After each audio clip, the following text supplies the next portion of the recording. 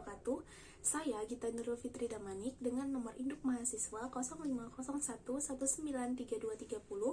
Di sini saya akan menjelaskan tentang konsep syirkah untuk memenuhi tugas mata kuliah Fikih Muamalah 2 dengan dosen pengampu Ibu Hijah Mardiana Sution, SEMEI.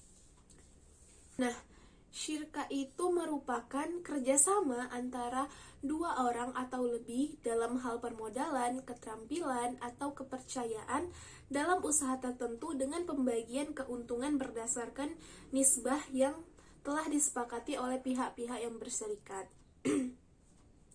Syirkah ini termasuk salah satu bentuk kerjasama dagang dengan rukun dan syarat tertentu. Kemudian landasan hukum syirkah ini juga dijelaskan di dalam Al-Quran, Surah Shad ayat 24, Surah An-Nisa ayat 12, dan juga dijelaskan di dalam hadis Nabi yang artinya dari Abu Hurairah, Rasulullah SAW bersabda, Allah Subhanahu wa Ta'ala berfirman, Aku adalah kongsi ketiga dari dua orang yang berkongsi selama salah seorang kongsi tidak mengkhianati kongsinya. Nah, apabila ia mengkhianatinya, maka aku keluar dari perkongsian itu. Hadis riwayat Abu Dawud. Dan syirkah ini juga dijelaskan pada ijma ulama. Para ulama telah berijma membolehkan syirkah meskipun ada perbedaan pendapat dalam persoalan-persoalan detailnya. Atas dasar ayat, hadis, dan ijma para ulama fikih menyatakan bahwa akad syirkah itu mempunyai landasan yang kuat dalam hukum Islam, sehingga sebagaimana yang dinyatakan Ibnu Al-Munzir bahwa kebolehan syirkah telah disepakati ulama. Nah, syirkah ini juga memiliki rukun. Rukun syirkah itu adalah segala sesuatu yang harus dipenuhi saat syirkah itu berlangsung. Jadi ada banyak perbedaan pendapat mengenai rukun syirkah.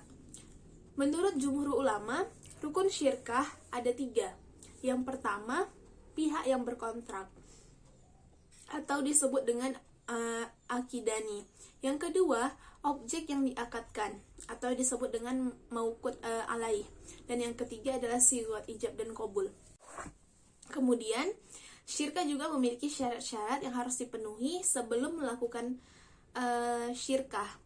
Yang pertama, benda atau harta atau modal yang disyirkahkan dinilai dengan uang. Modal yang diberikan itu harus sama dalam hal jenis dan macamnya. Modal tersebut digabung sehingga tidak dapat dipisahkan antara modal yang satu dengan modal yang lain. Satu sama lainnya membolehkan untuk membelanjakan harta tersebut. Keuntungan dan kerugian diterima sesuai dengan ukuran harta atau modal masing-masing, atau bisa juga menurut kesepakatan antara pemilik modal. Kemudian syirkah ini banyak jenisnya, tetapi secara garis besar syirkah ini dibagi menjadi 2, yaitu syirkah amla dan syirkah uqud. Syirkah amla terbagi menjadi 2, syirkah ijtibari dan syirkah ikhtiari. Sedangkan syirkah uqud terbagi menjadi syirkah inan, syirkah muafadoh, syirkah abdan, dan syirkah wujuh. Syirkah dalam konteks perbankan atau implementasi syirkah terhadap perbankan syariah merupakan akad kerjasama pembiayaan antara bank syariah atau beberapa lembaga keuangan syariah secara bersama-sama dan nasabah untuk mengelola suatu kegiatan usaha. Masing-masing memasukkan penyertaan dana sesuai dengan porsi yang disepakati. Pengelola nasabah wajib menyampaikan laporan berkala mengenai pengembangan usaha kepada bank-bank syariah sebagai pemilik dana. Di samping itu, pemilik dana dapat melakukan intervensi kebijakan usaha.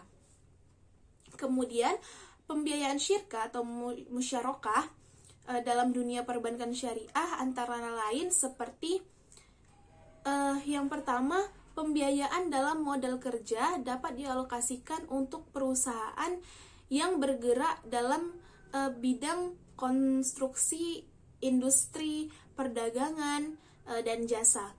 Kemudian yang kedua, pembiayaan investasi dapat dialokasikan untuk perusahaan yang bergerak dalam bidang industri. Dan yang ketiga, pembiayaan secara indikasi, baik untuk kepentingan modal kerja maupun investasi. Mungkin itu saja yang dapat saya jelaskan mengenai konsep syirkah. Lebih dan kurangnya saya mohon maaf. Apabila ada kesalahan kata juga saya mohon maaf, dan saya mohon ampun kepada Allah. Terima kasih. Wassalamualaikum warahmatullahi wabarakatuh.